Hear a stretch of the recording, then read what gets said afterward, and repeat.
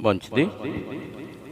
దేవుని యొక్క వాత్సల్యాన్ని బట్టి 2 రోజుల లేఖనాల పరిశోధన కార్యక్రమంలో చివరి ఘట్టంలోనికి మనం రావటానికి దేవుడిచ్చిన అవకాశాన్ని బట్టి తండ్రి అయిన దేవునికి మనందరి తరపున యేసుక్రీస్తు నామములో కృతజ్ఞతాస్తుతులు చెల్లిస్తూ చివరి అధ్యాయాన్ని, యోహాను గారు రాసిన మొదటి పత్రిక చివరి అధ్యాయాన్ని మనం ధ్యానం చేద్దాం. చిన్న ప్రార్థన సహాయాన్ని కోరుకొని వాక్యంలోనికి ప్రవేశిద్దాం. కీర్తనీయుడా, స్తుతులకు పాత్రుడా, సర్వేశ్వరుడా, ఆరాధనలకు యోగ్యుడా, అనంత జ్ఞానివైన మా పరలోకపు తండ్రి, జీవము, వెలుగు, ప్రేమ ఉన్న మా ఆత్మల కన్న తండ్రి, మీ శక్తి కలిగిన అపారమైన ప్రేమ కలిగిన నామాన్ని బట్టి మీకు స్తోత్రములు. మీరు ప్రేమ ఉన్నారు కనుక మమ్మల్ని ప్రేమించారు. మమ్మల్ని ప్రేమించారు అనటానికి నిదర్శనంగా మీ ఏకకుమారుణ్ణి మా కోసం బలిగా అర్పించారు. అంత మాత్రమే కాక మేము మిమ్మల్ని ప్రేమించకపోయినా, మేము మిమ్మల్ని ద్వేషించినా, మా పట్ల మీరు చూపిస్తున్న అపారమైన ప్రేమను ఇంకా కనపరుస్తూ, మేము మీ ఆజ్ఞల విషయం తప్పిపోయినప్పటికీ ఓర్చుకుంటూ సహిస్తూ మా పట్ల మీరు చూపిస్తున్న దీర్ఘశాంతమును బట్టి మీకు స్తోత్రాలు. ప్రేమ ఎంత గొప్పదో, ప్రేమ లేనివాడు మీ వాడు కాడు అని, ద్వేషించేవాడు నరహంతకుడు అని ఎన్నో అద్భుతమైన మాటలు మా బ్రతుకులను బాగు చేసి నిత్య రాజ్యంలో చేరటానికి నిన్నటి నుంచి మాకు అనుగ్రహిస్తున్న విధానాన్ని బట్టి మీకు స్తోత్రాలు. ఇదిగో నాయన, చివరి ఘట్టములో యోహాను గారు రాసిన మొదటి పత్రిక 5వ అధ్యాయాన్ని మేము ధ్యానిస్తూ ఉండగా మీ ఆత్మ సహాయంతో మీరు మాటలు వ్రాయించారు కనుక వ్రాయబడిన మాటల్లోని ఆ తాత్పర్యాన్ని, ఆ భావాన్ని ఆత్మ సహాయంతో గ్రహించి మీ పిల్లలకు బోధించే సామర్థ్యాన్ని అల్పుని అయోగ్యులైన నాకు అనుగ్రహించండి. మేము వాక్యాన్ని విని వాక్యానుసారంగా జీవించగలుగుటకు మీ సహాయాన్ని కోరుకుంటూ, మా రక్షకుడు, మా ప్రాణనాథుడు, మా కోసం మీ మాట విని మీ మాట పెడచెవిన పెట్టక మీ చిత్తాన్ని నెరవేర్చిన యేసుక్రీస్తు వారి ఘనమైన శక్తి కలిగిన నామములు ప్రార్థించి అడిగి వేడుకొనిచున్నాను పరలోకపు తండ్రి, ఆమేన్. వేదిక మీద ఉన్న దైవజనులకు, అలాగే చేరువచ్చిన మీ అందరికీ కూడా ప్రభు అయిన క్రీస్తు నామములో నా శుభాలు, వందనాలు. చాలా ఓపికగా కూర్చున్నారు. అందును బట్టి మీకు క్రీస్తు నామంలో శుభములు మరొకసారి తెలియజేస్తూ 5వ అధ్యాయం మొదటి వచనాన్ని ధ్యానం చేద్దాం. యేసే క్రీస్తయి ఉన్నాడని నమ్ము ప్రతివాడును దేవుని మూలముగా పుట్టి ఉన్నాడు. పుట్టించిన వానిని ప్రేమించువాడు ప్రతివాడును ఆయన మూలముగా పుట్టిన వానిని ప్రేమించును. యేసే క్రీస్తు. యేసుకి క్రీస్తుకి వ్యత్యాసం ఉంది, తెలుసా? చాలామందికి తెలియదు. యేసుక్రీస్తు యేసుక్రీస్తు యేసయ్య అని జపించడం తప్ప అక్కడ వ్రాయబడిన మాటలు యేసే క్రీస్తయి ఉన్నాడు. యేసు ఎవరు, క్రీస్తు ఎవరు? ఇద్దరికి కలిపి ఒకటే పేరు కదా. మనం కూడా మన పిల్లలకి చాలా పొడుగు పేరు పెడతాం. ఏ పేరుకి అర్థం ఉందో కూడా తెలియదు. అర్థాలు తెలుసుకుంటూ మనం పేర్లు పెట్టాలి. ఏదో పేరు పెట్టేశాం కదా, వినటానికి బాగుంది, పిలవటానికి బాగుంది అన్నట్టుగా టామీ, పప్పి, జిమ్మి ఇలాంటి కుక్కల పేర్లన్నీ మనుషులకు పెడతా ఉంటారు కదా. యేసు అంటే రక్షకుడు. యేసు అంటే ఆ పేరుకి అర్థం రక్షకుడు. క్రీస్తు అంటే అభిషిక్తుడు. రక్షకుడు అభిషిక్తుడని యేసే క్రీస్తని, యేసే క్రీస్తని రక్షించటానికి వచ్చిన రక్షకుడే దేవుని చేత అభిషేకించబడిన క్రీస్తని మీరు నమ్మితే. ఈ తేడా తెలియకుండా చాలామంది బాప్తిసాలు కూడా తీసేసుకుంటున్నారు. తండ్రి ఎవరో, కుమారుడు ఎవరో, యేసు అనే పేరుకి అర్థం ఏంటో, రక్షకుడు అనే పేరుకి అర్థం ఏంటో తేడా తెలియట్లేదు. యేసే క్రీస్తని నమ్ము ప్రతివాడును, క్రీస్తయి ఉన్నాడని నమ్ము ప్రతివాడును అంటే దేవుడు అభిషేకించి ప్రభువుని యేసుక్రీస్తు వారిని పంపించాడు. క్రీస్తుని రక్షించటానికి వచ్చిన రక్షకుడు అభిషేకించబడిన వాడు అన్న విషయం తెలియదు. అభిషేకం అంటే ఒక ఇశ్రాయేలుని పరిపాలించే రాజుని నూనెతో అభిషేకించేవాళ్ళు ప్రవక్తలు. సమూయేలు గారు సౌలు రాజును అభిషేకించాడు, అదే సమూయేలు గారు దావీదు గారిని అభిషేకించాడు. ఇలా అభిషేకించడం అంటే రాజుగా ప్రతిష్ఠ చేయటం, ఇశ్రాయేలీయులందరినీ పరిపాలించడానికి ఒక రాజుగా ప్రతిష్ఠించడాన్ని అభిషేకించడం అంటాడు. ఇప్పుడు దేవుడు యేసుక్రీస్తు వారిని ప్రజలందరి కొరకు ప్రతిష్ఠించాడు రాజుగా. దానికి నిదర్శనంగా ఆయన్ని అభిషేకించాడు. ఎలా? నూనెతో కాదు. భూ సంబంధమైన రాజుల్ని ప్రవక్త నూనెతో అభిషేకించాడు, కానీ దేవుడు పరిశుద్ధాత్మతో అభిషేకించాడు. యేసే క్రీస్తై ఉన్నాడు, రక్షించటానికి వచ్చిన ఆయన్ని అభిషేకించాడు. కాబట్టి మనకి ఆత్మ సహాయంతో క్రీస్తు మనల్ని ఏం చేశాడు? పాపము నుండి అభిషిక్తుడైన ప్రభువు మనల్ని పరిపాలించటానికి ఆయన సమర్పించుకొని లోకాన్ని మొత్తాన్ని ఒక రాజ్య స్థాపన చేసి పరిపాలిస్తున్నాడు. రక్షించటానికి వచ్చిన ఆ యేసే మనల్ని పరిపాలించటానికి దేవుడు అభిషేకించిన రాజుగా మనకి ఆయన్ని దేవుడు అప్పగించాడు. యేసే క్రీస్తై ఉన్నాడని. అందుకే బాప్తీసం పొందేటప్పుడు ఏమని ఒప్పుకోవాలో తెలుసా? రోమపత్రిక 10:9 చదవండి. బాప్తీసం పొందేటప్పుడు యేసు రక్షకుడు, నాకు ప్రభువు అంటే నన్ను పరిపాలించే రాజుని ఒప్పుకోవాలి. అదేమనగా యేసు ప్రభు అని, యేసు రక్షకుడు, నాకు ప్రభువు, నాకు రాజు. ఎలా రాజు? దేవుడు అభిషేకిస్తే రాజు. దేవుడు ఆత్మతో అభిషేకించాడు, అందుకే ఆయన ఆత్మ మూలంగా అభిషేకించబడ్డాడు అనటానికి యోహాను గారికి నిదర్శనంగా ఆయన బాప్తీసం పొందినప్పుడు పరిశుద్ధాత్మ పావురం వలె ఆయన మీదకు వచ్చాడు. ఈయనే నా ప్రియకుమారుడు, ఈయన యందు నేను ఆనందించుచున్నానని పరలోకం నుంచి ఒక శబ్దం వినపడింది. అభిషిక్తుడు అన్నమాట. యేసుక్రీస్తు వారు అభిషిక్తుడు, అభిషేకించబడినవాడు అంటే రాజు.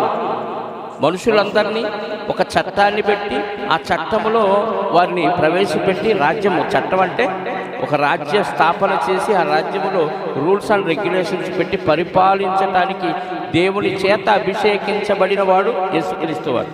ఈ క్లారిటీ లేకుండా యేసుక్రీస్తు యేసయ్య అని పాపులాడుతూ ఉంటారు, ఏం తేడా తెలియదు. అందుకే యేసే క్రీస్తయ్యున్నాడని నమ్ము ప్రతివాడు ఆడే నిజమైన బాప్తీసం తీసుకుని దేవుని మూలంగా పుట్టాడు. అర్థమైందా మీకు? యేసు ఎవరు? దేవుడు అభిషేకించి నీకు రాజుగా పంపించిన రక్షకుడు. ఈ తేడా తెలియకుండా దేవుని మూలంగా నేను పుట్టాను, బాప్తీసం తీసుకున్నాను. బాప్తీసం కూడా అనరు, బాప్తీసం తీసుకున్నావు అంటూ ఉంటారు. తేడా తెలియదండి. తాగుబోతులు, తిరుగుబోతులు, పెళ్లి చేయలేదని బాప్తీసానికి వచ్చిన వాళ్ళు చాలామంది ఉన్నారు. ఆ పాస్టర్లు కూడా అలాగే ఇచ్చేస్తారు. మొదటి దెబ్బ వీడ మీద వేస్తాడు దేవుడు. చెప్తున్నానుగా, బాప్తీసాలు ఇవ్వకుండా పెళ్లి చేసిన పాస్టర్లకి, బాప్తీసాలు తీసుకోని వారికి, పెళ్లి సంబంధాలు చూసిన వారికి బ్రోకర్లు ఉంటారు కదా, మ్యారేజ్ బ్రోకర్స్, మ్యారేజ్ బ్యూరోలు నడిపే ఈ క్రైస్తవ సంబంధాలు, మిగతా సంబంధాలు ఎట్టన్నా తగలబడి క్రైస్తవుల్లో అభిషేకించబడని వారికి పెళ్లిళ్ళు చేశాడు అనుకో, వేస్తాడు దేవుడు. ఎప్పుడు కొడతాడో తెలియదు. ఈ తేడా తెలియకుండా పెళ్లిళ్ళు చేస్తున్నారు, అలా బాప్తీసాలు ఇస్తూనే ఉన్నారు. యేసు క్రీస్తయ్య ఉన్నాడని ఖచ్చితంగా తెలియాలి. అలా తెలిసి అప్పుడు బాప్తీసం తీసుకుంటే అప్పుడు నువ్వు దేవుని మూలంగా పుట్టినవాడు. అలా పుట్టించిన దేవుణ్ణి ప్రేమించేవాడు ప్రతివాడు దేవుని మూలంగా పుట్టి ఉన్నాడు. పుట్టించిన వారిని ప్రేమించిన ప్రతివాడును ఆయన మూలముగా పుట్టిన వాణిని ప్రేమించు. పుట్టిన వానెవడు? పుట్టించిన దేవుణ్ణి ప్రేమించిన వాడు దేవుని మూలంగా పుట్టిన మనుషుల్ని ప్రేమిస్తాడు. ఆయన మూలముగా పుట్టిన వారిని ప్రేమిస్తాడు. అన్నిట్లో టోటల్గా మనకి ఏం కనపడుతుందంటే దేవుడు ప్రేమ. దేవుడు మనల్ని ప్రేమించాడు, ప్రేమించి తన ప్రేమించే కుమారుని మన కోసం బలిగా ఇచ్చాడు. దీనిలో దేవుని ప్రేమ కనపడుతుంది. దేవుడు ప్రేమించాడు కాబట్టి మనం ఆయన్ని ద్వేషించినా మనల్ని ప్రేమించాడు కాబట్టి మనం కూడా మన పొరుగు వారిని, టోటల్ ఇదే యోహాను పత్రికలో సారవంతం ఏంటంటే దేవుడు ప్రేమ, ఆయన కుమారుడు ప్రేమ. ఆ ప్రేమ మనలో పెట్టాడు, మనం కూడా ప్రేమించాలి. ద్వేషిస్తే మనం నరహంతకులు, ద్వేషిస్తే నరకపోతులు, ప్రేమిస్తే పరలోక రాజ్య సంబంధం. అంతే, టోటల్గా ఈ కాన్సెప్ట్ అంతా అదే. కాబట్టి దేవుడు మనల్ని ప్రేమించాడు. కాబట్టి ఆ ప్రేమ మనకు అర్థమైతే మనం దేవుని మూలంగా పుడితే దేవుని మూలముగా పుట్టిన వారిని కూడా ప్రేమిస్తాం. అదే చెప్తున్నాడు 1వ వచనంలో, దేవుని మూలముగా పుట్టిన వానిని ప్రేమించును. మనము దేవుని ప్రేమించుచు ఆయన ఆజ్ఞలను నెరవేర్చువారమైతిమా దేవుని పిల్లలను ప్రేమించుచున్నామని దాని వల్లనే ఎరుగుదుము. దేవుని ప్రేమిస్తే ఏం చేస్తాం? వాక్యానుసారంగా బతుకుతాం, అంతే కదా. దేవుని ప్రేమిస్తే యోహాను పత్రికలోని కదా 5లోనే వస్తుంది. తర్వాత మనం దేవుని 3వ వచనం, మనం ఆయనను ఆజ్ఞలను గైకొనుటే దేవుని ప్రేమించటం అంటే ఆయన ఆజ్ఞలో గైకొనటం. ఆజ్ఞల్లో గైకొనటంలో ముఖ్యమైన ఆజ్ఞ ఏది? నిన్ను వలె. అదే ఆ 2-3 వచనాల్లో సార్ మనం దేవుని ప్రేమించుచు ఆయన ఆజ్ఞలను నెరవేర్చు వారమైతేమా దేవుని పిల్లలను ప్రేమించుచున్నామని దానివల్లనే ఎరుగుదుము. మనం ఆయన ఆజ్ఞలను గైకొనుటయే ఆ దేవుణ్ణి ప్రేమించడం అంటే అర్థం చెప్పాలి. ఆయన ఆజ్ఞలను గైకొనటమే. ఏంటి ఆజ్ఞల్లో ముఖ్యమైన ఆజ్ఞ? నిన్ను వల్ల నీ పొరుగు వారిని ప్రేమించు. ఎటు తిరిగిన సహోదరుడు ప్రేమించు. నువ్వు ఎటు తిరిగి వచ్చిన భూమి గుండ్రంగా ఉంది, ఎటు తిరిగి వచ్చిన దేవుడి ప్రేమ, ప్రభు ప్రేమ, నువ్వు కూడా ఎదుటి వాడిని ప్రేమించు. అదే ఆజ్ఞలు నెరవేర్చు. నేను దశమ భాగం తెస్తున్నాను, నేను పాట పాడాను, నేను కానుకేశాను, నేను సౌలు గారు చెప్పినట్టు నువ్వు చెప్పిన మార్గంలోనే వెళ్ళాను, అమాయకులందరినీ నాశనం చేశాను. చేసిన వాటిల్లో ఆయన పాటించింది 1-2 చెప్తాడు. అసలు ముఖ్యమైనది తీసేస్తాడు. మొట్టమొదటి ఇశ్రాయేలుకి రాజు సమూయేలు గారు వచ్చి అడిగితే ఏం చెప్తాడు?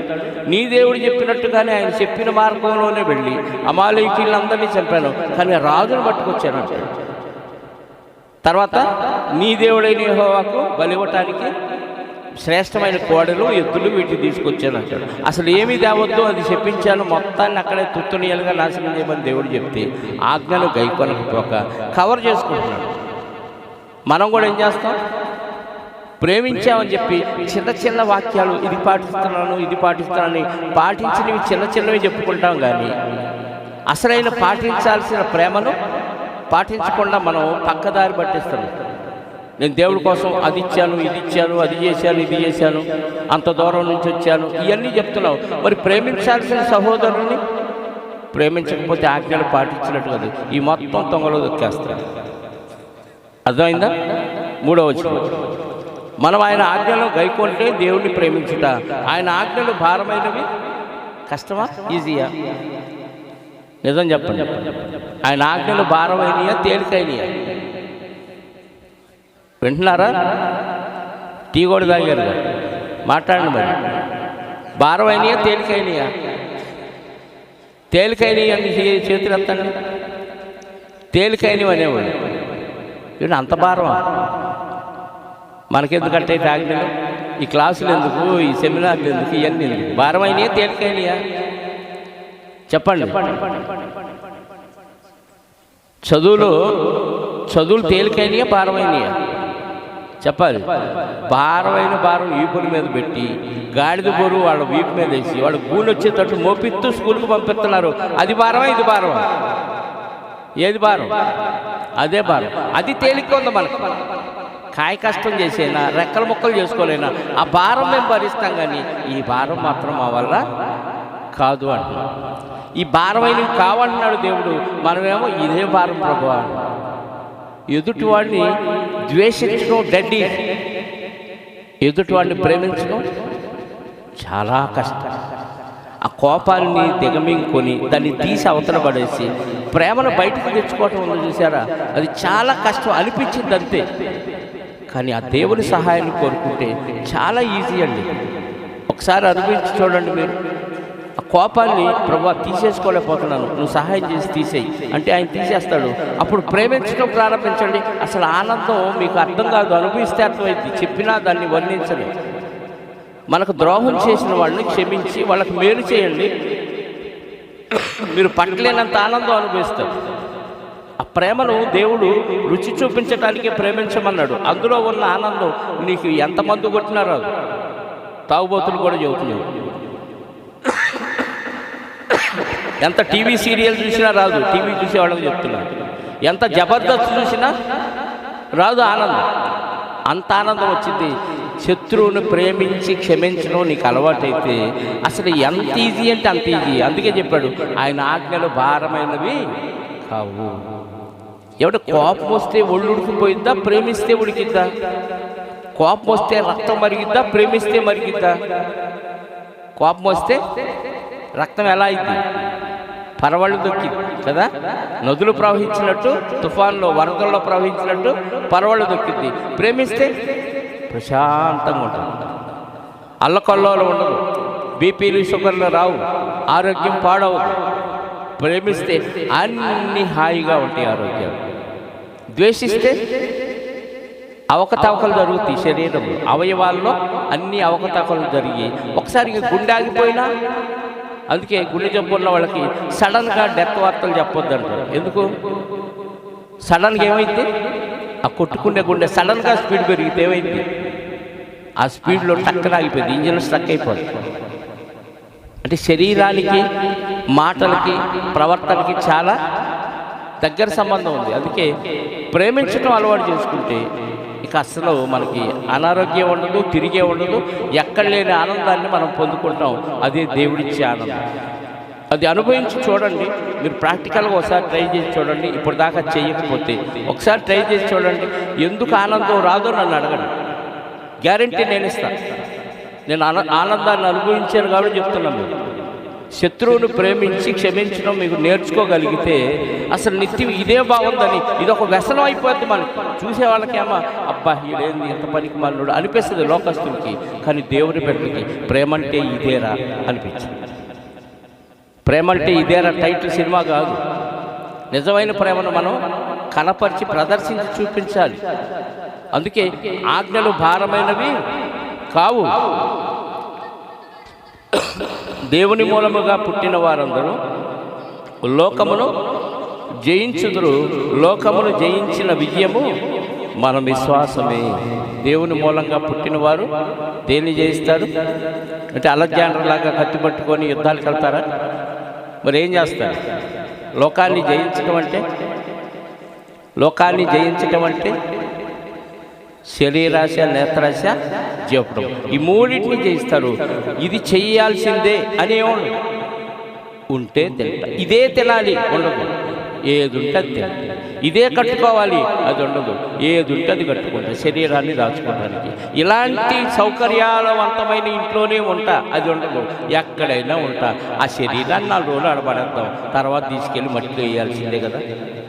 దేవుడు పని చేసేదాకా ఈ గుడారం అవసరం కాబట్టి దీనికోసం దేవుడు చూసుకుంటాడు దీని సంగతి అని దేవుడికి దీన్ని వదిలేసి దీనికి కావలసిన వసతులన్నీ కల్పించకుండా దేవుడు ఏది ఇస్తే దాన్ని అనుభవించడం ఈ శరీరాన్ని. అర్థమవుతా మీకు?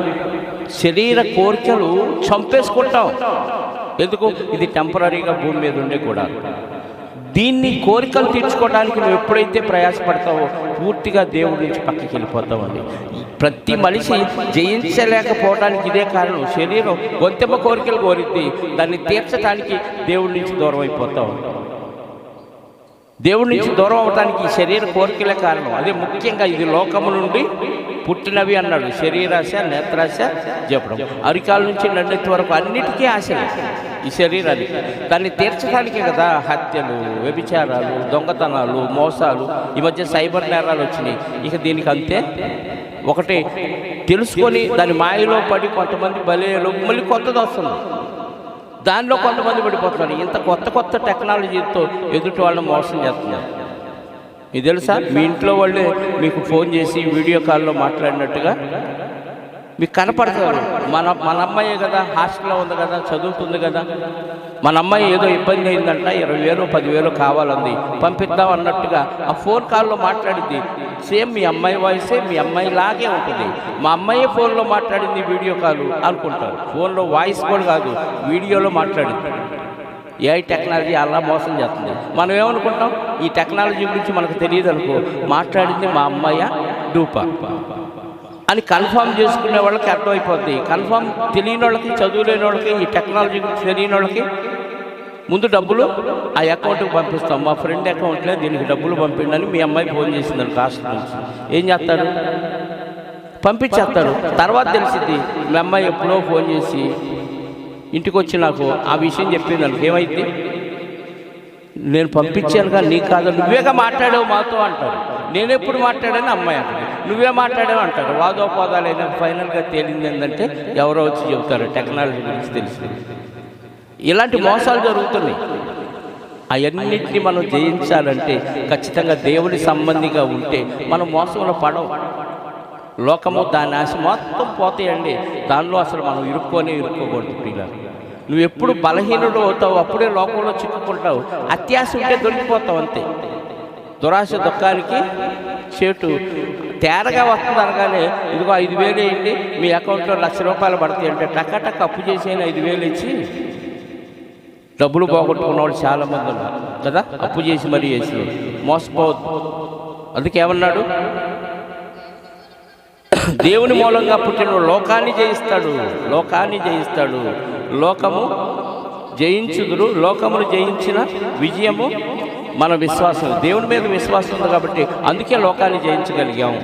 విశ్వాసం లేకపోతే లోకాన్ని జయించలేదు. ఎందుకంటే మనకు ఒక లోకం ఉంది, పరలోకం ఉంది, శాశ్వత కాలం అక్కడ ఉంటాం. ఇది టెంపరీ. ఈ సుఖం కంటే ఆ సుఖం చాలా రెట్లు గొప్పది కాబట్టి ఆ సుఖం ఉంది, ఈ సుఖం నాకెందుకు, వద్దు వద్దు వద్దు.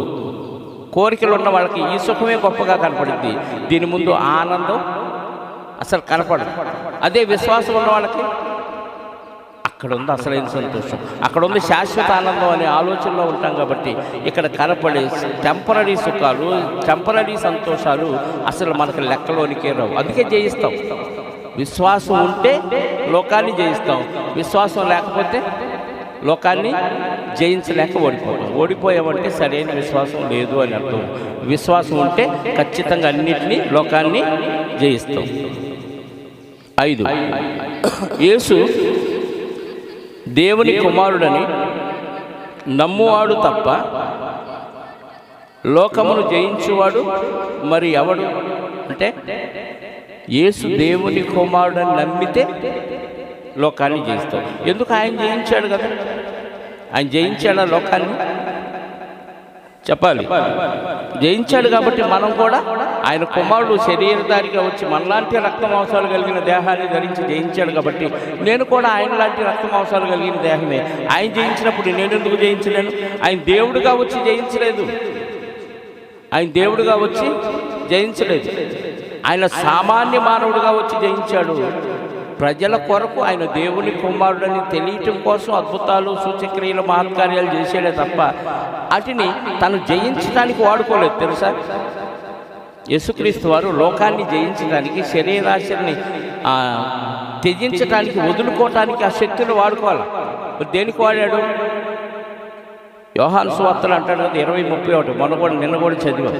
యేసు దేవుని కుమారుడైన క్రీస్తు అని మీరు నమ్మునట్లును, నమ్మి ఆయన నామమందు జీవం పొందునట్లు ఈ సూచక్రియలు ఇవన్నీ రాయబడ్డాయి అని చెప్పాడు. అంటే కేవలం ఆయన దేవుని కుమారుడు మిమ్మల్ని రక్షించడానికి వచ్చిన రక్షకుడని మీరు గ్రహించడానికే చేశాడు తప్ప ఆ శక్తులు తన శరీరానికి వాడుకోలేదు, లోకాన్ని జయించడానికి ఆయన వాడుకోలేదు. అందుకే ఎవరు గెలుస్తారు, ఎవరు జయిస్తారంట? యేసు దేవుని కుమారుడని నమ్మువాడు తప్ప లోకమును జయించేవాడు ఎవడు? ఎవడు అంటే ఎవడు లేడు. లోకాన్ని జయించామని చెప్పుకుంటారు కానీ ఎవడో జయించడు. నీళ్ల ద్వారాను రక్తము ద్వారాను వచ్చినవాడు ఈయనే, అనగా యేసుక్రీస్తే. ఈయన నీళ్లతోనూ మాత్రమే కాక నీళ్లతోనూ రక్తముతోనూ వచ్చెను. ఆత్మ సత్యము గనుక సాక్ష్యమిచ్చువాడు ఆత్మయే. సాక్ష్యమిచ్చువారు ముగ్గురు, ఒకటి నీళ్లు, ఒకటి రక్తము, ఒకటి ఆత్మ. సాక్ష్యమిచ్చువారు ఆత్మయు, నీళ్లును, రక్తము. ఈ ముగ్గురు ఏకీభవించి ఉన్నారు. ఏమని? ఈయనే దేవుని కుమారుడు అని. ఈయనే దేవుని. ముగ్గురు అంటే ఎవరు? నీళ్లు, రక్తము, ఆత్మ. నీళ్లు అనగానే నీళ్లలో యోహాను గారి దగ్గర బాప్తీసం తీసుకొని కొత్తగా నీళ్ల ద్వారా జన్మించాడు. నీళ్లలో నీళ్లతో జన్మించాడు. తర్వాత సిలువలో రక్తముతో కొత్తగా బాప్తీసం తీసుకున్నాడు. ఆయన జీవితకాలం అంతా శ్రమల ద్వారా బాప్తీసం అంటే చచ్చి బతికాడు. రక్తముతో జన్మించాడు. ఇక్కడ బాప్తీసం ఇచ్చి యోహాను గారి దగ్గర నీళ్లతో జన్మించాడు. నీళ్లు సాక్ష్యం. అక్కడ రక్తముతో కొత్తగా జన్మించాడు. మరణాన్ని జయించి తిరిగి బతికాడు కాబట్టి అక్కడ రక్తముతో కొత్తగా జన్మించాడు. ఈ రెండు జన్మలకి పరిశుద్ధాత్మ ఆయనకి సహాయం చేశాడు. ఈ ముగ్గురు సాక్ష్యం. నీళ్లలోను నీళ్లతోను, రక్తములోను రక్తముతోను, ఆత్మ, ఈ ముగ్గురు సాక్ష్యం. ఈయన దేవుని కుమారుడు అని సాక్ష్యం ఇచ్చేవారు ముగ్గురు అనగా ఆత్మయు, నీళ్లు, రక్తమును. ఈ ముగ్గురు ఈ విషయంలో ఏకీభవించారు. మనం మనుష్యుల సాక్ష్యమును అంగీకరిస్తున్నాం కదా, అలాగే దేవుని సాక్ష్యమును కూడా మరి బలమైనది. దేవుని సాక్ష్యము ఆయన తన కుమారుని గూర్చి ఇచ్చినదే. ఈయన నా ప్రియ కుమారుడు, ఈయన యందు నేను ఆనందించుచున్నాను. సాక్ష్యం, దేవుడు సాక్ష్యం చెప్పాడు. నీళ్లు సాక్ష్యం, రక్తం సాక్ష్యం. పవిత్రమైన, నిర్దోషమైన, నిష్కళంకమైన రక్తం సాక్ష్యం. నీళ్ల ద్వారాను రక్తము ద్వారాను ఆత్మ సహాయంతో జన్మించిన వాడు ఈయనే. దేవుని సాక్ష్యం బలమైంది కాబట్టి మనం దేవుని సాక్ష్యం ఆయన తన కుమారుని గురించి ఇచ్చినదే. దేవుని కుమారుని యందు విశ్వాసం ఉంచువాడు తనలోనే ఈ సాక్ష్యము కలిగి ఉన్నాడు. నీళ్ళల్లో నుంచి బాప్తీసం తీసుకొని ఇలా లేవగానే మనం ఏమయ్యాం? కొత్తగా జన్మించాం. నీళ్లలో నుంచి జన్మించాం. ఆత్మ మనకి నూతన స్వభావాన్ని ఇవ్వటానికి దేవుడు అనుగ్రహించాడు. దానికి మూలం క్రీస్తు రక్తం. క్రీస్తు రక్తం చిందించకపోతే నీవు నీళ్లలో ఎన్నిసార్లు మునిగి లేచినా ప్రయోజనం లేదు. ఆ రక్తం వల్ల నువ్వు నీళ్లలో మారు మనసు పొంది బాప్తీసం తీసుకొని నీళ్లలో నుంచి కొత్తగా జన్మించావు క్రీస్తులు. ఆ రక్తం చిందించడం వలన అప్పుడు పరిశుద్ధాత్మ అనే వరాన్ని ఇచ్చాడు. అదే 10వ వచనంలో ఏమన్నాడు? దేవుని కుమారుని యందు విశ్వాసం ఉంచువాడు తనలోనే ఈ సాక్ష్యము కలిగి ఉన్నాడు. దేవుని నమ్మని వాడు ఆయన కుమారుని ఇచ్చిన సాక్ష్యము నమ్మలేదు కనుక అతడు దేవుని అబద్ధికునిగా చేసిన వాడే. ఇన్ని విషయాలు విన్న తర్వాత ఇంకా యేసుక్రీస్తుని అంగీకరించకుండా బాప్తిసం పొందకుండా ఉన్నాడంటే నువ్వు దేవుడిని అబద్ధికునిగా చేస్తున్నావు. నమ్మని వారి గురించి చెప్తున్నాడు ఈ మాట దేవుడు. ఇన్ని విషయాలు నీకు క్లారిటీగా అర్థమైనా తెలిసినా ఇంకా నువ్వు నమ్మలేదా ప్రభువుని, నువ్వు దేవుడిని అబద్ధికునిగా చేస్తున్నావు. సాక్ష్యం, దేవుని సాక్ష్యాన్ని నువ్వు నమ్మట్లేదు, పరిశుద్ధాత్మ సాక్ష్యాన్ని నమ్మట్లేదు, రక్తం సాక్ష్యం నమ్మట్లేదు, నీళ్ల సాక్ష్యం నమ్మట్లేదు, దేవుని సాక్ష్యాన్ని అసలే ఇవన్నీ సాక్ష్యాలు తొంగలో దొక్కి దేవుడిని అబద్ధికునిగా చేస్తున్నావు. ఇంకా నమ్మలేదు కాబట్టి నమ్మని వాళ్ళకి దేవుడు ఇస్తున్న వార్నింగ్ ఇది. ఆ సాక్ష్యం ఏమనగా దేవుడు మనకు నిత్య జీవమును దయచేసెను. ఈ జీవము ఆయన కుమారుని యందు ఉన్నది. ఎక్కడుంది జీవము? ఎక్కడుంది? దేవునిలో ఉన్నది. దేవునిలో ఉన్న జీవం ఎక్కడికి ట్రాన్స్ఫర్ అయింది? యేసుక్రీస్తు వారిలో ట్రాన్స్ఫర్ అయింది. ఆ జీవము లోకంలోకి వచ్చింది, ఆ వెలుగు లోకంలోకి వచ్చింది. లోకం ఆయన్ని ఎరగలేదు. ఎరిగిన కొద్ది మందిలో మనం ఉన్నాం. ఆయనలో జీవం ఉండెను. ఆ జీవం ఎక్కడుంది? ఆ సాక్ష్యం ఏమనగా దేవుడు మనకు నిత్య జీవమును దయచేసెను. ఈ జీవము ఆయన కుమారుని యందు ఉన్నది. ఆ కుమారుని కనుగొంటే ఆ జీవం నీకు అర్థమైంది. ఆ జీవాన్ని కనుగొని ఆ జీవాన్ని మనం పుచ్చుకోవాలి. ఆ జీవంలో పాలి భాగస్తులు అవ్వాలి. ఎక్కడ దాచిపెట్టాడు మన జీవం? మీకు అర్థమవుతుందా? జీవము ఎక్కడుంది? ఇప్పుడు మనం జీవించున్నామో చచ్చిపోయిన శవాలు? జీవించే ఉన్నాం. ఈ జీవం ఎంతవరకు ఉంటుంది? ఇక్కడ ఈ శరీరంలో అన్ని అవయవాలు బాగున్నంత కాలం ఉంటుంది. అవయవాలు దెబ్బతింటే చెప్పాలి, అవయవాలు దెబ్బతింటే సహకరించకపోతే ఈ జీవం ఈ శరీరంలోంచి వెళ్ళిపోయింది. ఎక్కడికి వెళ్ళిద్ది? దేవుడు ఉన్న లోకానికి వెళ్ళాలంటే పర్మిట్ ఉందా? చెప్పాలి. ఆంధ్రాలో లైసెన్స్ తీసుకున్న వాహనం ఏదైనా బోర్డర్ దాటితే చెప్పండి తీసి లోపల పడేస్తారు. All out India permit. India దాటితే అది దేనికి పనికిరాదు, అరెస్ట్ చేసి లోపల వేసేస్తారు వాహనం. నీ పర్మిట్ ఈ శరీరంలో ఉంది, జీవంలో ఉన్నావు. ఈ జీవాన్ని, శరీరాన్ని, జీవం దాటితే పర్మిట్ కావాలి. ఎక్కడికి? పరలోకానికి. పర్మిషన్ ఎక్కడ ఉంది? క్రీస్తులో ఉంది. నిత్య జీవం ఎక్కడ ఉంది? ప్రభువులో ఉంది. ఆయనే భూమి మీదకి వచ్చి సమీపంగా వచ్చి ఆ జీవాన్ని నీకు ఫ్రీగా ఇచ్చాడు. ఆ జీవాన్ని ఉచితంగా ఇచ్చాడు. కేవలం నమ్మితే చాలు, ఆ జీవం ప్రభు ద్వారా మనకు వచ్చింది. దేవుడు పరలోకంలో ఉన్నాడు, ఓకే నమ్మేసేయండి అంటే చాలు. కానీ అలా చేయరా దేవుడు. తన కుమారుడిలో పెట్టి ఆ కుమారుణ్ణి భూమి మీదకి శరీరధారిగా పంపించాడు. ఇదిగో ఈయనలో జీవం ఉంది, నమ్మేసుకోండి అన్న. ఇంత సమీపంగా వచ్చినా, నీ దగ్గరకు వచ్చినా, నీ ఇంటికి వచ్చినా, నీ చెవిలోకి వెళ్ళినా ఇంకా నువ్వు నమ్మలేదంటే ఎంత దౌర్భాగ్యమో చూడండి. ఆయనలో జీవం ఉండేను, ఆ జీవము మనుషులకు వెలుగై ఉండేను. తన కుమారుని, ఆయన జీవము ఆయన కుమారుని యందు ఉన్నది, దేవుని కుమారుడు అని అంగీకరించువాడు జీవము గలవాడు, దేవుని కుమారుని అంగీకరింపని వాడు శవమే. బతికున్న శవం మరణం తర్వాత శవాల గుట్టలోకి వెళ్ళిపోతుంది ఆత్మ, నిత్య నరకాగ్ని. బతుకున్నప్పుడు శవమే దేవుని దృష్టిలో అపరాధముల చేత, పాపముల చేత చచ్చి శవాలుగా కనపడుతున్నారు బతుకున్నవాడు, నమ్మనోళ్ళు. మరణం తర్వాత నువ్వు పర్మిట్ తీసుకోలేదు కాబట్టి, ఆ జీవాన్ని అంగీకరించలేదు కాబట్టి నిత్య నరకానికి వెళ్ళిపోతావు అన్నాడు. కాబట్టి జీవం సమీపంగా వచ్చినప్పుడు ఆ జీవాన్ని కనుగొని యేసు దేవుని కుమారుడని నమ్మి ఆ జీవంలో నమ్మటం ద్వారా ప్రవేశించాం. దానికి నిదర్శనమే బాప్తిస్మం. అలా జీవించడానికి నువ్వు అర్హత కోల్పోయావంటే నమ్మలేదండి. అదే చెప్పాడు 13లోన 13 దేవుని కుమారుని నామమందు విశ్వాసం ఉంచు మీరు నిత్య జీవము గలవారమని తెలుసుకున్నట్లు నేను మీకు ఈ సంగతులు వ్రాయిచున్నాను. మీరు నిత్య జీవం కలిగిన వాళ్ళు, నామందు విశ్వాసం ఉంచారు కాబట్టి మీరు పరలోకం వెళ్ళిపోతారు. నీ జీవం క్రీస్తుతో పాటు పరలోకంలో దాచిపెట్టబడి ఉంది. ఎక్కడ చచ్చిపోతే ఆ జీవం అక్కడ ఉంది. మాయల పక్కన ప్రాణం ఎక్కడ ఉందంట? చిన్నప్పుడు కథ ఎన్నో, చిలకలో. చిలక ఏడ ఉంది? కథలేం లేదా? 7 సముద్రాలు దాటి వెళ్ళిపోతే మర్రి చెట్లు ఒక త్వరలో చిలక దగ్గర చిలకలో ప్రాణం. అంటే ఇక్కడ రాక్షసుని చంపాలంటే అక్కడికి వెళ్ళి 7 సముద్రాలు దాటి మర్రి చెట్టు దగ్గరికి వెళ్ళి త్వరలో చేయి పెట్టి చిలకను పట్టుకొని చెయ్యరిస్తే ఇటు చెయ్యరి.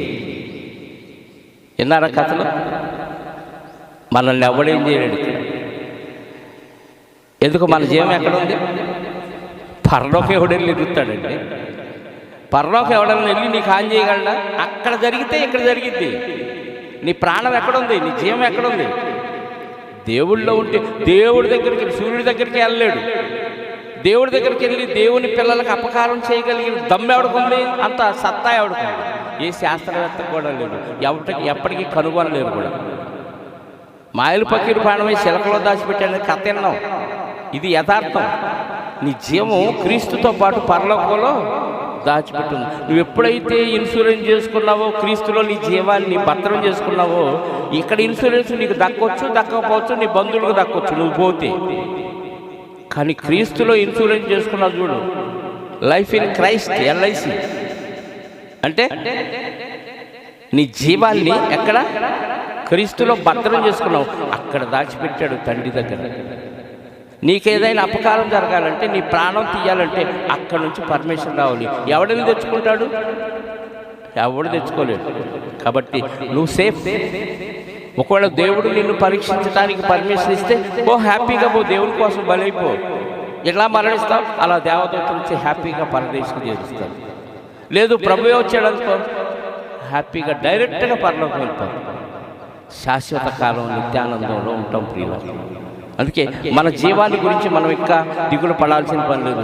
ఇన్సూరెన్స్ చేసిన వాళ్ళే అబ్బా నాకేమైందండి, వృద్ధాప్యం వచ్చినా, అవయవాలు పనిచేయపోయినా నా ఇన్సూరెన్స్ డబ్బులు వస్తాయి, ఆడితో హ్యాపీగా బతికేస్తాను అనుకుంటాను. అవి వచ్చినా నువ్వు బతుకుతావో, అవి వచ్చినాక అవి తీసుకొని నీళ్ళు లేపేస్తారో తెలియదు, బంధువులే కదా.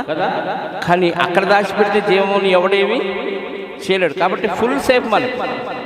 మన జీవం క్రీస్తుతో పాటు పరలోకంలో ఉంది కాబట్టి మనం ఏం చేయాలి? దేవుని కుమారుని నామందు విశ్వాసం ఉంచి మీరు నిత్య జీవము గలవారని తెలుసుకున్నట్టు నేను మీకు ఈ సంగతిలో మీకు ఏం ప్రాబ్లం లేదు, మీ జీవం అక్కడ ఉంది కాబట్టి మీకు ఏమి ఇబ్బంది లేదు అని మీకు చెప్తున్నానయ్యా అన్నాడు. ఆయనను బట్టి మనకు కలిగిన ధైర్యం ఏదనగా ఆయన చిత్తానుసారంగా మనం ఏది అడిగినను ఆయన మన మనవి ఆలకించునన్నది. ఎవరిని బట్టి? యేసుక్రీస్తు వారిని బట్టి మనకు ధైర్యం ఉంది. దేవుడు నేను ఏది అడిగినా ఇస్తాడు. అడిగేది ఎలా అడగాలి? ఆయన చిత్తానుసారంగా అడగాలి. పిల్లలకి బ్లేడ్ అడిగాడు, ఇస్తావా? ఎందుకు ఇవ్వవు?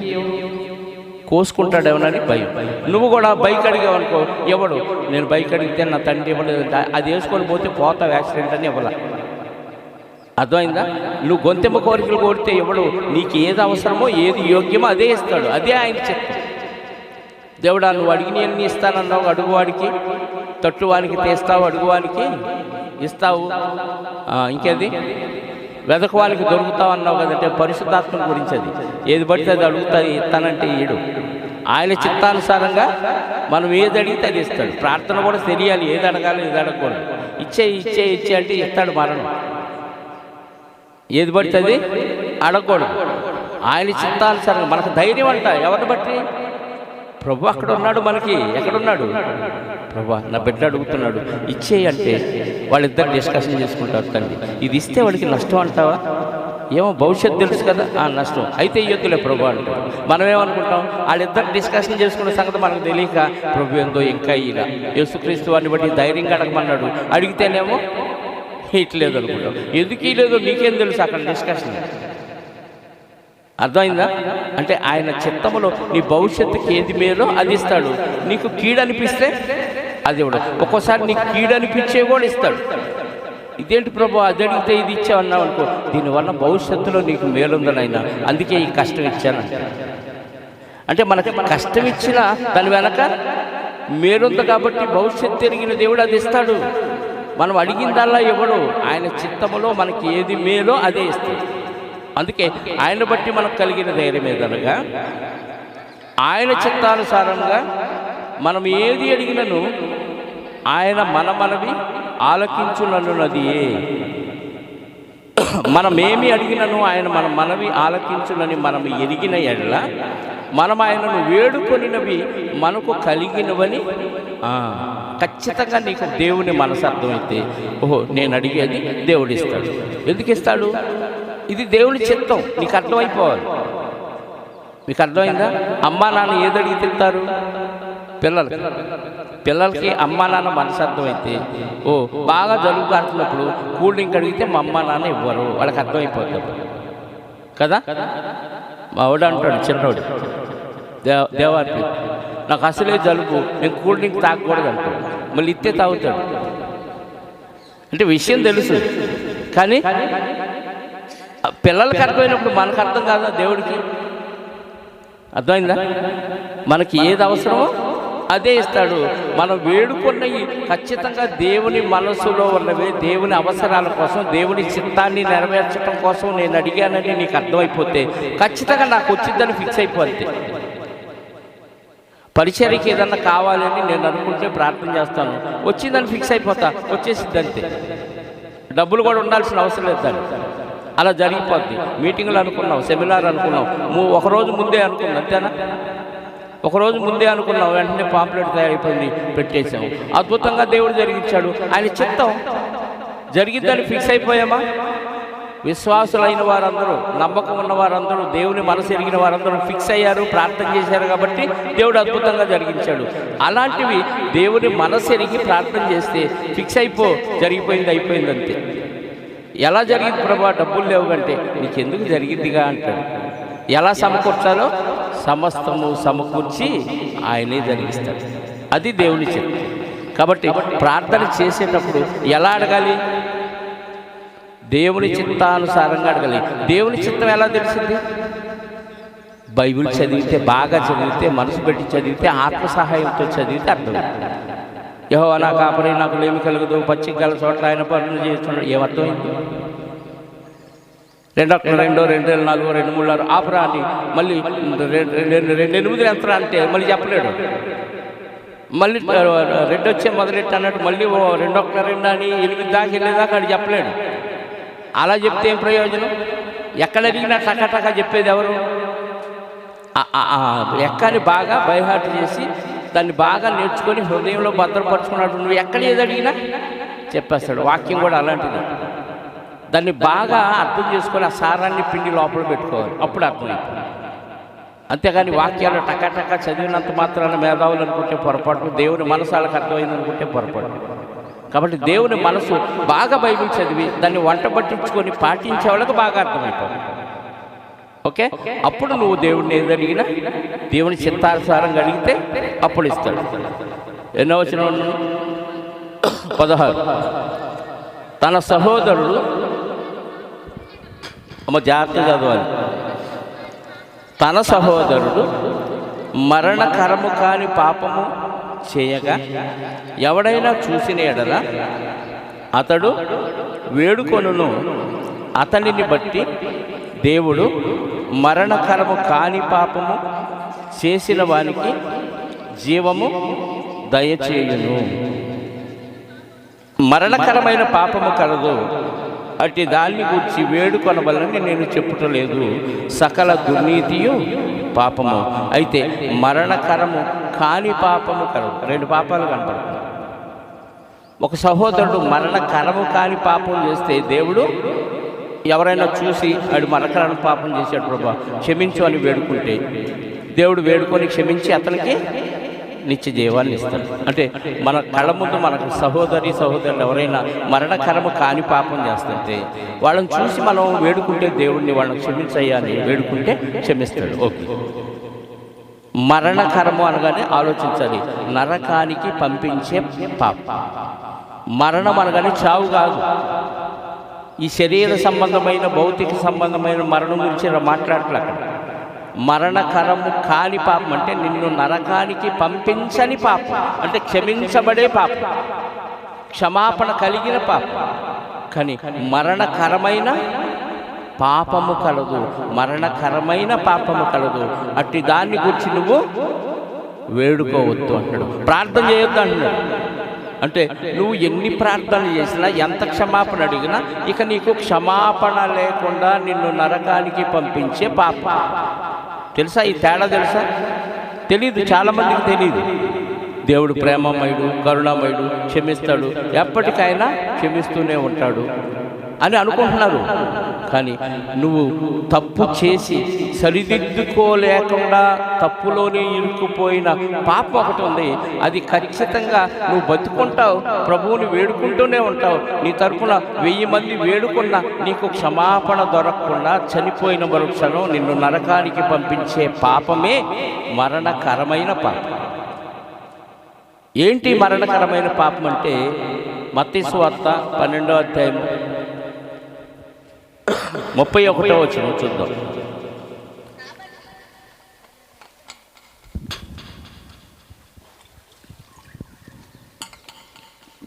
మత్తయి సువార్త 12వ అధ్యాయం 31వ వచనం. కాబట్టి నేను మీతో చెప్పున్నదేమనగా, మనుషులు చేయు ప్రతి పాపమును దూషణయు క్రీస్తు నీ కోసం శిలువలో మరణించాడు కాబట్టి ఆయన్ని శరణ వేడితే, ఆయన రక్తాన్ని ఆశ్రయిస్తే క్షమిస్తాడు. కానీ పరిశుద్ధాత్మ విషయంలో దూషణ చేశావా, పాప క్షమాపణ లేదు. ఎప్పుడెప్పుడు లేదు? చదవండి.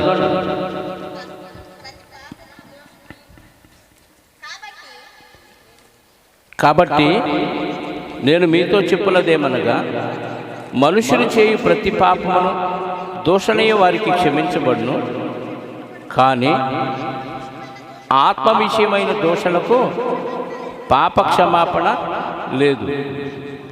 మనుష్య కుమారునికి విరోధముగా పాపము చేసిన వారికి మాట్లాడు వారికి పాప క్షమాపణ కలదు, కానీ పరిశుద్ధాత్మకు విరోధముగా మాట్లాడు వానికి ఈ యుగమందైనను రాబో యుగమందైనను, అంటే ఎక్కడికి పోతాడు? నరకానికి పోతాడు. అంటే తేడా మీకు అర్థమైందా?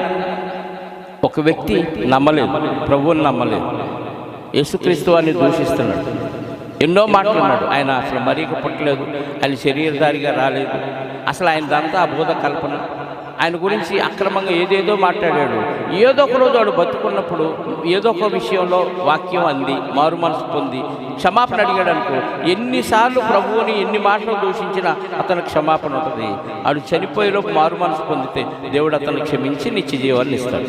ఓకే, కానీ ఆల్రెడీ ప్రభువు నెరిగి క్రీస్తు రక్తంలో కడగబడి పరిశుద్ధాత్మను కలిగి, అంటే బాప్తీసం ద్వారా పరిశుద్ధాత్మను పొందుకున్న తర్వాత ఇప్పుడు మనం ఆత్మ విషయంలో జాగ్రత్తగా ఉండాలి. అంటే ఆత్మ విషయంలో దూషణ చేయగలిగిన వారు ఎవరయ్యానంటే ఆల్రెడీ ప్రభువుని నమ్మి పరిశుద్ధాత్మను పొందుకున్న విశ్వాసులు. అన్యుడు చేయలేడు. అన్యుడు ఎప్పటికైనా క్షమాపణ ఉంది. సిలువలో దొంగ ఏమయ్యాడు? చివరిలో క్షమించబడ్డాడు. శిలువలో దొంగ చివరిలో క్షమించబడ్డాడు. యేసుక్రీస్తుని అంగీకరించి బాప్తీసం పొందే వ్యక్తి ఏ క్షణంలో అప్పటిదాకా పొందకపోయినా, ఏ క్షణంలో మారు మనసు పొంది క్షమించమని అడిగినా అప్పటిదాకా యేసుక్రీస్తు వారిని ఎన్ని మాటలన్నా క్షమిస్తాడు. దేవుడు పాప క్షమాపణ దయచేసి నిత్య జీవాన్ని ఇస్తాడు. కానీ ఆల్రెడీ బాప్తీసం పొంది పరిశుద్ధాత్మను కలిగి పరిశుద్ధాత్మకు వ్యతిరేకంగా ఎన్నో ఘోరమైన తప్పులు చేస్తూ బతికితే ఏ యుగంలో కూడా పాప క్షమాపణ లేదు. ఖచ్చితంగా అతను మారు మనసు పొందానన్నా కానీ ఇక లేదు. మీకు అర్థమైందా? ఇప్పుడు యేసు రక్తంలో కడగబడి బాప్తీసం పొందిన మనము చిన్నయో తెలుసో తెలియకో తప్పు చేస్తూ ఉంటాం, పడతా ఉంటాం, లేస్తూ ఉంటాం, పడతా ఉంటాం, లేస్తూ ఉంటాం. ఇది రొటీన్గా జరిగిపోతుంది. రోజు క్షమాపణ అడుగుతున్నాం. మొదటి 2వ అధ్యాయంలో చదివాం కదా, యోహాను గారు మొదటి పత్రికలో కదా, ఎప్పుడు క్షమిస్తూనే ఉంటాడు, క్షమాపణ అడుగుతూ ఉండాలి. కానీ బాప్తీసం పొంది పడిపోయి ఇంకా లేకుండా బుద్ధిపూర్వకంగా చేస్తూ చేస్తూ చేస్తూ వెళ్ళిపోయామనుకో పాపాలు, అప్పుడిక క్షమాపణ లేదు. హెబ్రీ పత్రిక 10వ అధ్యాయం 26వ వచనం నుండి చూడండి. మనం చాలా జాగ్రత్తగా ఉండాలి. నమ్మిన విశ్వాసులు, అబ్బా వాడు నమ్మలేదు, వాడు నరకానికి పోతాడు అనుకున్నాం. నమ్మిన మనం కూడా నరకానికి పోతే పరిస్థితి ఏంటి చెప్పండి? మనం మరణకరమైన పాపంలో ఉన్నామో మరణకరము కాని పాపంలో ఉన్నామో తెలుసుకోవాలి. హెబ్రీ పత్రిక 10వ అధ్యాయం 26వ వచనం నుండి మనము సత్యమును గూర్చి అనుభవ జ్ఞానం పొందిన తర్వాత, అంటే వాక్యంలోని లోతైన విషయాలు తెలుసుకొని వాటి కొన్ని సందర్భాల్లో పాటించిన తర్వాత బుద్ధిపూర్వకముగా పాపము చేసిన ఎడల పాపానికి మళ్ళీ మళ్ళీ యేసుక్రీస్తు వారిని కోసం పరలోకం నుంచి భూమి మీదకి వచ్చి శిలువలో చచ్చిపోడు. పాపమునకు బలిక ఉండదు. కానీ న్యాయపు తీర్పునకు భయముతో ఎదురు చూస్తూ ఆ దేవునికి శత్రువులైన వారిని దహించబోయే తీక్షణమైన అగ్ని, అంటే నరకపు అగ్ని కోసం నువ్వు ఇక ఉంటుంది నీకు. అంటే క్షమాపణ లేదా? లేదు. జాగ్రత్తగా ఉండి. ఎంతకాలం అయింది బాప్తీసం పొంది? ఎన్నిసార్లు పరిశుద్ధాత్మ దుఃఖపడే విధంగా ఉన్నారు. ఒకవేళ దుఃఖపడి ఆయన వెళ్ళిపోయాడు అనుకో నీలో నుంచి, ఇంకా రాడు మళ్ళీ. పరిశుద్ధాత్మ ఒక్కసారి వస్తాడు, నువ్వు చచ్చేదాకా నీతోనే ఉంటాడు. నువ్వు ఆయన్ని దుఃఖపెట్టకుండా, ఆయనకి ఇబ్బంది కలిగించే కార్యక్రమాలు నీ దేహంలో జరగకుండా ఉంటే ఆయన ఉంటాడు. ఆయన ఉంటే నువ్వు నిత్య జీవానికి వెళ్తావు. ఆయన వెళ్ళిపోతే నీకు క్షమాపణ లేదని. పాత నిబంధనలో పరిశుద్ధాత్మ వస్తూ పోతూ ఉండేవాడు. కొత్త నిబంధనలో ఒక్కసారి వస్తే శాశ్వత కాలం ఉండిపోవటానికి పెంతెకొస్తు పండుగ దినాన భూమి మీదకి వచ్చాడు. ఇంకా ఆయన నువ్వు మరణించే వరకు నిన్ను విడిచి వెళ్ళడు. కానీ దుఃఖపరిచి పరిశుద్ధాత్మ మచ్చరపడేంతగా నువ్వు పాపాలు చేస్తూ అలా కంటిన్యూ అయిపోయావు అనుకోండి, పాప క్షమాపణిక లేదు. అదే మరణకరమైన పాపం. పరిశుద్ధాత్మకు విరోధంగా పాపం చేస్తే నరకానికి వెళ్ళే అంత పాపం.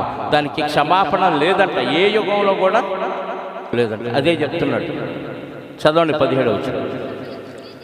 సకల దుర్నీతియు పాపము, అయితే మరణకరము కాని పాపము కలదు. చాలు. సకల దుర్నీతి అంటే దుష్టుడు, అపవాది, నీతిని అనుసరించే వాళ్ళందరూ పాపం చేసేవాళ్ళు. దుర్నీతి దేవుని నీతి, దుర్నీతి దేవుని నీతి. దేవుని నీతి అంటే వాక్యానుసారంగా బతకటం, దుర్నీతి అంటే లోకానుసారంగా బ్రతకటం. లోకానుసారంగా నువ్వు బతికితే అది పాపం. దేవుని నీతి ప్రకారంగా బతికితే అది నీకు మేలు. మరణకరము కాని పాపం చేస్తే మాత్రం క్షమాపణ ఉంది, మరణకరమైన పాపం చేస్తే మాత్రం ఇంకా క్షమాపణ. అంటే బాప్తిసం పొంది జీవగ్రంథంలో పేరు రాయించుకొని కూడా మనం నరకానికి వెళ్ళే ప్రమాదం ఉందా? చెప్పాలి, ఉందా? ఉంది. నీ పేరు జీవగ్రంథంలోంచి తుడిచేస్తాడు. రాశాడు కదా, ఉండిపోద్ది, శిలాక్షరాలతో శాశ్వత కాలం ఉంటుంది అనుకుంటే పొరపాటు. జీవగ్రంథంలో ఏ చేతితో నీ పేరు రాశాడో బాప్తిసం అప్పుడు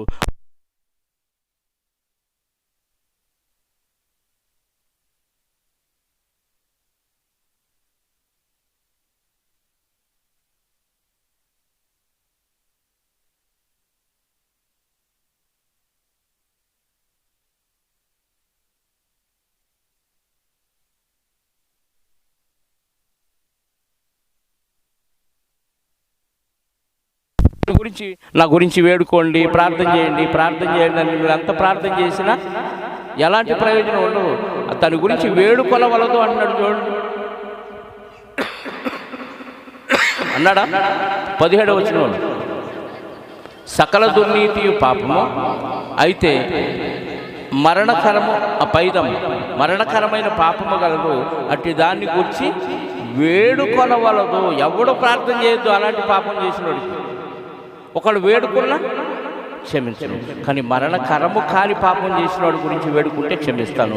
మరణకరమైన పాపం చేసిన వాడి గురించి ఎవడు వేడుకున్నా, నువ్వు దీర్ఘ ప్రార్థన చేసినా, ఉపవాస ప్రార్థన చేసినా దాని గురించి క్షమాపణ లేదు. ఖచ్చితంగా నిత్య నరకానికి కనెక్ట్ అయిపోయాడు.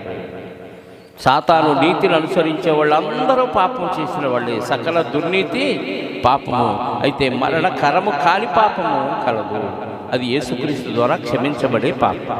18 దేవుని మూలముగా పుట్టినవాడెవడు పాపము చేయడని ఎరుగుదము. దేవుని మూలముగా పుట్టినవాడు తన్ను భద్రము చేసుకొను గనుక దుష్టుడు వానిని ముట్టడు. జాగ్రత్తగా నువ్వు దేవుని మూలంగా అంటే వాక్యానుసారంగా వాక్యవర్గమై వాక్యానికి కనెక్ట్ అయ్యి వాక్యానుసారమైన బాప్తిజం తీసుకుంటే నువ్వు దేవుని మూలంగా పుట్టావు. పుట్టినప్పుడు నువ్వేం చేస్తావు అని చెప్పాడు, భద్రం చేసుకుంటావు. యోబు గారు ఉన్నారు, తెలుసు కదా పాత నిబంధన. యోబు గారి దగ్గరికి సాతాను వెళ్ళగలడా? వెళ్ళలేడు. చెప్పాలి, ఎందుకు వెళ్ళలేడు? యోబు గారికి దేవుడు కంచేశాడంట. దేవుడు ఇలా దేవుడి చేత కంచె వేయించుకునే స్థితి తను కల్పించుకున్నాడు. అంటే ఏ పాపము చేయకుండా వాక్యానుసారంగా బతికితే తను తాను భద్రం చేసుకుని దుష్టుడు వచ్చి ముట్టకుండా సెక్యూరిటీ ఏర్పాటు చేసుకున్నాడు. ఆడు చేసాడు ప్రభా, నేరాలన్నీ ఆడి మీదకు నెట్టేస్తావు నువ్వు చేసి కూడా. ఎందుకు రాలేదు, ఆలస్యంగా ఎందుకు వచ్చావు? సాతాను రానిలేదయ్యా అంటాడు. ఇది నీవు తిండి కోసం కూర వండుకొని తినడం కోసం ఆగి కూడా సాతాను గడి మీద నెడతావు. వాడు రేపు కంప్లైంట్ ఇస్తాడు నీ మీద. ప్రభా వాళ్ళు కడుపు కోసం చేసి కూడా నా మీద నెడుతున్నాడు ప్రభా అంటే. అర్థమవుతుందా? ప్రతిదీ ఆడి మీదకి నెట్టబాకండి, వాడి మీదకి నెట్టకూడదు. అన్నీ వాడి మీదకి నెట్టేసి మనమేమో తప్పించుకుందాం అంటే దేవుడికి అన్నీ తెలుసు, కానీ నీ హృదయాలోచనలన్నీ దేవుడికి తెలుసు. అందుకే వాడి మీద కంప్లైంట్ చేయకూడదు. ఏం చేయాలి? దేవుని మూలంగా నిజంగా పుడితే నిన్ను నువ్వు భద్రం చేసుకోవాలి. నిన్ను నువ్వు భద్రం చేసుకుంటే ఒకవేళ దేవుడు నీకు పరీక్ష పెట్టాలనుకుంటే అప్పుడు దేవుడి దగ్గరికి వెళ్ళి ప్రభువా ఒక్కసారి ఆయన శోధించాలని నాకు పర్మిషన్ ఇస్తావంటే నేను ఇవ్వనన్నాడు అనుకో, నీ చుట్టూ కంచాలాగా ఉంటుంది, నీ దగ్గరికి రాడు. ఒకవేళ నీకు ఇంకా రేంజ్ పెంచాలనుకున్నాడు అనుకో దేవుడు, అప్పుడు పర్మిషన్ ఇస్తాడు. ఆ కంచి తీసేసాను, ఇప్పుడు ఎంటరావు, ఏం చేసుకుంటావు చేసుకో, అతని ప్రాణాన్ని మాత్రం ముట్టొద్దు అంటాడు. అంటే మనల్ని మనం సెక్యూరిటీ ఏర్పాటు చేసుకోవాలి. ఎలా? వాక్యానుసారంగా బతికితే చాలు మన చుట్టూ సెక్యూరిటీ వచ్చేస్తుంది. నిజంగా నువ్వు వాక్యానుసారంగా పుడితే నిన్ను నువ్వు వాక్యంతో భద్రం చేసుకుంటావు. అదే సర్వాంగ కవచం. అరికాల నుంచి నన్నెత్తి వరకు వాక్యంతో సెక్యూరిటీ ఏర్పాటు చేసుకుంటావు. ఎటు నుంచి వాడు వచ్చినా నిన్నేం చేయి. తల దగ్గర నుంచి పాదాల వరకు అన్ని అవయవాలకి అన్ని సెక్యూరిటీ ఏర్పాటు చేశాడు దేవుడు. తలకి శిరస్త్రాణం వేసి రక్షణనే శిరస్త్రాణం, పాదాలకి సమాధానం అనే చెప్పుల జోడు, సువార్త సమాధానం అనే జోడు, నడుముకి సత్యమనే దట్టి, ఇలా సర్వాంగ కవచాన్ని ఇచ్చాడు. ఇంకా వాడేం చేస్తాడు? కాబట్టి నిజంగా నువ్వు వాక్యానుసారంగా పుడితే నిన్ను నువ్వు భద్రం చేసుకుంటావు కాబట్టి దుష్టుడు నిన్ను ముట్టడు. మనము దేవుని సంబంధులమనియు లోకమంతా దుష్టుని యందు ఉన్నదనియు ఎరుగుదుము. మనము సత్యవంతుడైన వానిని ఎరుగవలనని దేవుని కుమారుడు వచ్చి మనకు వివేకం అనుగ్రహించి ఉన్నాడని ఎరుగుదుము. మనము దేవుని కుమారుడైన యేసుక్రీస్తునందున్న వారమై సత్యవంతుని యందున్నాము. ఆయనే నిజమైన దేవుడును నిత్య జీవమునై ఉన్నాడు. చిన్నపిల్లలారా, విగ్రహముల జోలికి పోకుండా జాగ్రత్త పడండి. ఈ గ్రంథం పలాని సంఘానికి రాసింది కాదు. మిగతా పత్రికలన్నీ, గ్రంథాలన్నీ ఒక సంఘానికి, కొరింథీలో ఉన్న సంఘం, ఎఫెసీలో ఉన్న సంఘం అలా రాశాడు. కానీ ఈ సంఘం సార్వత్రిక క్రైస్తవులందరికీ కలిపి రాశాడు యోహాను. అందుకే అన్యుల్లో నుంచి వచ్చిన వాళ్ళకి ముఖ్యంగా రాశాడు కాబట్టి వాళ్ళు ఎక్కువగా విగ్రహాలను ఆరాధించి నిజమైన దేవుడి దగ్గరికి వచ్చిన వాళ్ళు కాబట్టి ఆడి జోలికే పోవద్దన్నాడు చివరి. ఎందుకు? మనకేమిచ్చాడంట దేవుడు? వివేకం అనుగ్రహించి ఉన్నాడు. చదివారా 20వ వచనంలో? మనము లోకమేమో దుష్టుల్లో ఉంది, మనమేమో దేవుల్లో ఉన్నాం. కాబట్టి దేవుని కుమారుడు వచ్చి మనకు వివేకం అనుగ్రహించి ఉన్నాడని ఎరుగుదుము. ఆ వివేకం అనుకుంటే దేవుడు ఏదొద్దన్నాడు అది మానేస్తాం. ఆ వివేకం అనుకుంటే దేవుడు చేయమన్నది చేస్తాం. విగ్రహారాధన వద్దన్నాడు కాబట్టి విగ్రహాల జోలికి పోవద్దు. అది యేసుక్రీస్తు విగ్రహమైనా, శిలువ బొమ్మైనా, మరియం బొమ్మైనా, బాలయేసు బొమ్మైనా, ఏ బొమ్మైనా బొమ్మేగా, అందులో దేవుడు లేడుగా. ఆ జోలికే పోవద్దు అన్నాడు. ఆ జోలికి పోయావా అయిపోయావు. నీకు అర్థమవుతుందా? మనం యేసుక్రీస్తు బొమ్మే కదా చేసుకున్నాడు. ఎవరు చెప్పాడు నీకు యేసుక్రీస్తు అలా ఉన్నాడు? ఎవడన్నా చూసి వచ్చాడా? పనికి మాలిన కథలు, స్టోరీలు వినొద్దు మీరు. బైబిల్లో యేసుక్రీస్తు యొక్క ఆకారాన్ని రాయలేదు, యేసుక్రీస్తు యొక్క క్యారెక్టర్ రాయించాడు దేవుడు. ఆయన లక్షణాలు రాయించాడు. ఆ లక్షణాల్లోకి మనం మారాలి. ఆయన శరీర సంబంధమైన గెటప్పు దేవుడు రాయించలేదు. అలాంటప్పుడు ఎవడో ఊహా చిత్రాన్ని గీస్తే ఆ చిత్రాన్ని పట్టుకుని దండం పెట్టి కొబ్బరికాయలు కొడితే నువ్వు విగ్రహారాధన చేసినట్టు. అందుకే విగ్రహాల జోలికి పోవద్దు, జాగ్రత్త. కాబట్టి ప్రభునందు ప్రియమైన దేవుని వల్ల యోహాను గారు రాసిన మొదటి పత్రికలో టోటల్గా మనకు అర్థమైన విషయం ఏంటంటే దేవుడు ప్రేమ, దేవుడు వెలుగు, దేవుడు నిత్య జీవం. ఈ 3 లక్షణాలు లోకంలో మనకి యేసుక్రీస్తు వారిలో కనపడ్డాయి. అందుకే యేసుక్రీస్తు వారి గురించి దేవుడు రాయించిన మాట ఏంటో తెలుసా? హెబ్రీ పత్రిక 1:3 చూడండి ఒకసారి. హెబ్రీయులకు రాసిన పత్రిక 1వ అధ్యాయం 3వ వచనం. ఆయన దేవుని మహిమ యొక్క తేజస్సును, ఆయన తత్వం అంటే ఆయన లక్షణాలన్నీ పులికి పుచ్చుకున్న మూర్తిమంతం. దేవుడు కనపడ్డు, దేవుడు అదృశ్యుడు. ఆయన లక్షణాలన్నీ ఇక్కడ ఏ ఆకారంలో కనపడుతున్నాయి అంట? యేసుక్రీస్తులో కనపడుతున్నాయి. ఆయన అదృశ్య దేవుని స్వరూపి, ఆయన తత్వం యొక్క మూర్తిమంతం. అక్కడ పుట్టినట్లు ఏముంది? ప్రతిబింబం అంటే ఇంగ్లీష్లో చెప్పండి. ప్రతిబింబం అంటే ఇంగ్లీష్లో చెప్పండి. ఇంకా జిరాక్స్. ఒరిజినల్ ఏముందో చెప్పండి. దానిలో మిషన్లో పెడతాం. ఒక పేపర్ పెడితే 2 పేపర్లు వస్తాయి. ఒరిజినల్ ఏముందో దీనిలో అదే ఉంటుందా? కానీ ఒరిజినల్లే ఇదే సేమ్ టు సేమ్. ఆ లక్షణాలన్నీ దీనిలో ఉంటాయి. దేవుని లక్షణాలన్నీ పుణికి పుచ్చుకొని ఒక ఆకారంగా శరీరంతో భూమి మీద కనపడిన వ్యక్తి యేసుక్రీస్తు వారు. కాబట్టి ఆయనలో జీవం ఉంది, ఆయనలో వెలుగు ఉంది, ఆయనలో ప్రేమ ఉంది. ఈ 3టిని మనం చూపించాడు. మనం కూడా అవే లక్షణాలు కలిగి శాశ్వతమైన జీవములో, శాశ్వతమైన వెలుగులోనికి మనం ప్రేమ చూపిస్తే అక్కడికి వెళ్తాం. అక్కడ ప్రేమ చూపించాల్సిన అవసరం లేదు. అదేదో ఎక్కడే చూపించాలి? శరీరంలో ఉన్నప్పుడు శరీరుల మీద చూపించాలి. అలా చూపించకపోతే ద్వేషిస్తే నెక్స్ట్ నిత్య నరకం. ప్రేమ చూపిస్తే నిత్య జీవం. టోటల్గా ఈ పత్రికలో ఉన్న సారం అంతా మనకి ఏమర్థమైందంటే ప్రేమ చూపించు, నిన్ను వలె నీ పొరుగు వారిని ప్రేమించు. అప్పుడు శాశ్వతమైన జీవంలోనికి నువ్వు ప్రవేశిస్తావు. ఏమాత్రం ఎవరినైనా ద్వేషించినా, బతికే ఈ 60, 30, 70 ఏళ్ల జీవితంలో ఎవరిని ఎప్పుడు ద్వేషించిన సమయంలో నువ్వు చనిపోతే నిత్య నరకానికి కనెక్ట్ అయిపోతావు. ఇది మరణకరమైన పాపంగా నువ్వు నీకే తెచ్చుకుంటున్నావు. నిన్ను జీవానికి పంపించడానికి దేవుడు ఇవన్నీ వ్రాయించి నీ చేతికిచ్చి నీకు నేర్పిస్తుంటే ఇంకా నువ్వు నరకానికి కనెక్ట్ అయిపోయి అందరినీ ద్వేషిస్తూ పోతే నిత్య నరకానికి వెళ్ళిపోతావు. కాబట్టి జాగ్రత్త అని మనకి హెచ్చరిక చేస్తూ ఈ మాటలు ముగించాడు. దేవుడు ఈ వాక్యాన్ని మన వినికిడిలో దీవించాలని కోరుకుంటూ ఈ మాటలు ముగిస్తున్నాను. ప్రార్థన చేసుకుందాం.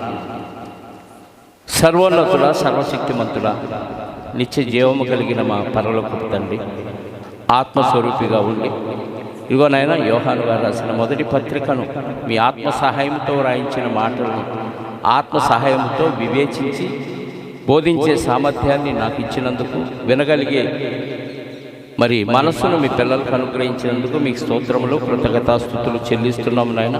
అనేక ప్రాంతాల నుంచి మీ పిల్లలు వచ్చి శ్రద్ధగా ఈ మాటలు విన్నారు. ఆలస్యమైనప్పటికీ తండ్రి మీ పిల్లలు ఓపికతో విన్నందుకు మీకు వారి తరఫున కృతజ్ఞతాస్తుతులు చెల్లిస్తూ దీనికోసం ఎంతోమంది పిల్లలు ప్రార్థించారు, ఎంతోమంది పిల్లలు ఆర్థిక సహాయాన్ని అందించారు, ఎంతోమంది పిల్లలు వారి శరీరాన్ని కష్టపెట్టి ఈ కార్యక్రమాల్లో పాల్గొన్నారు. అది తెలిసి కానీ తెలియక కానీ చేస్తే వాటి ఫలాన్ని ఖచ్చితంగా మీరు గ్రహించి అనుగ్రహిస్తారని విశ్వసిస్తూ ఎవరెవరు కష్టపడ్డారో, ఎవరెవరు ప్రార్థించారో, ఎవరెవరు ఆర్థిక సహాయాన్ని చేశారో వారందరికీ రావాల్సిన ఫలాన్ని తిరిగి అనుగ్రహించండి. ఇదిగోనైనా 2 రోజులు ఈ కార్యక్రమాలు అద్భుతంగా జరిగించినందుకు మరొకసారి మీ కృతజ్ఞతాస్తుతులు చెల్లిస్తూ మైక్ సిస్టమ్ కానీ, టెంట్ల వారిని కానీ, స్టేజీ అరేంజ్ చేసిన వారు కానీ ప్రతి ఒక్కరికి రావాల్సిన ఫలాన్ని వారికి అనుగ్రహించమని, తిరిగి మీ పిల్లలు ఎవరి గృహాలకు వారిని సురక్షితంగా గమ్యానికి చేర్చండి. మీ చిత్తమైతే మీ కుమారుని రాకడ ఆలస్యమైతే మరొకసారి కలుసుకోవడానికి కృపాక్షేమాలు మాకు దయచేయండి. వాతావరణం బాగలేదు కనుక మరి అనేక మంది జ్వరాలతోనూ, తలనొప్పితోనూ, దగ్గుతోనూ, జలుబుతోనూ అనేకమైన ఇబ్బందులతో బాధపడుతున్న మీ పిల్లలకు మీ చిత్తమైతే స్వస్థతను దయచేయండి. మంచి ఆరోగ్యాన్ని ఇచ్చిన ఆరోగ్యాన్ని మీ యొక్క సేవలో వారు ఉపయోగించడానికి మీ పని చేస్తూ అందరినీ ప్రేమించే వారిగా వారు ఉండటానికి కావలసిన శక్తిని, బలాన్ని, ఆరోగ్యాన్ని ప్రతి బిడ్డకు దయచేయమని ఈ సాయంకాలపు దీవెనతో మమ్మల్ని నింపి పంపమని కోరుకుంటూ మా రక్షకుడు, మా ప్రాణనాథుడు, మాకు వెలుగై మా లోకానికి జీవాన్ని తీసుకొచ్చి తిరిగి ఆ లోకానికి చేర్చుకోవటానికి ఒక మార్గాన్ని సరళం చేసిన మీ కుమారుడైన యేసుక్రీస్తు వారి అతి పవిత్రమైన నామములో ఈ ప్రార్థన మనములు మీకు సమర్పించుకొనుచున్నాము పరలోకపు తండ్రి. ఆమేన్. ఆశీర్వాదంతో సెలవు తీసుకుందాం. మనందరి కన్న తండ్రి అయిన దేవుని ప్రేమ, ఆయన ప్రియకుమారుడైన యేసుక్రీస్తు వారి కృప, పరిశుద్ధాత్మ యొక్క అన్యోన్య సహవాసము ఇప్పుడు ఎల్లప్పుడూ సకల పరిశుద్ధులకు సదాకాలము తోడై ఉండి నడిపించునుగాక. ఆమేన్. అందరికీ వందనాలు.